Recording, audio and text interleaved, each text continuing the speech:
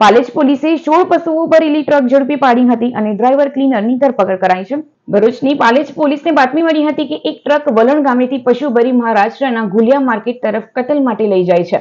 જેવી માહિતી મળતા પોલીસે 2 પંચો સાથે વલણ ફાટકવાળા રોડ ઉપર બાતમી મુજબ વોચ ગોઠવી હતી। તે દરમિયાન વલણ ફાટક પસાર કરીને એક ટ્રક ચાલકે ગફલત રીતે વાહન ચલાવીને આવી રહ્યો હતો। તેને ઊભા રાખી ક્લીનરને અંદર શું છે એવું પૂછતા તેણે સંતોષકારક જવાબ નહીં આપતા ટ્રકમાં તપાસ કરતા તેમાં ખીચોખીચ ટૂંકા દોરડાથી બાંધી રાખેલા કુલ 16 પશુ ભરેલા હતા। ડ્રાઈવરનું નામ પૂછતા નાસિર સિંધી રહેઠાણ બાણમોર જિલ્લો બાડમેર, ક્લીનર શેરખાન સિંધી રહેઠાણ બલીશર હોવાનું બહાર આવ્યું હતું। તપાસ દરમિયાન પુરાવા રજૂ નહીં કરતા પોલીસે 16 પશુ જેની કિંમત 2.40 લાખ તેમજ એક ટ્રક મળી કુલ રૂપિયા 9.40 લાખનો મુદ્દામાલ જપ્ત કરવામાં આવ્યો છે।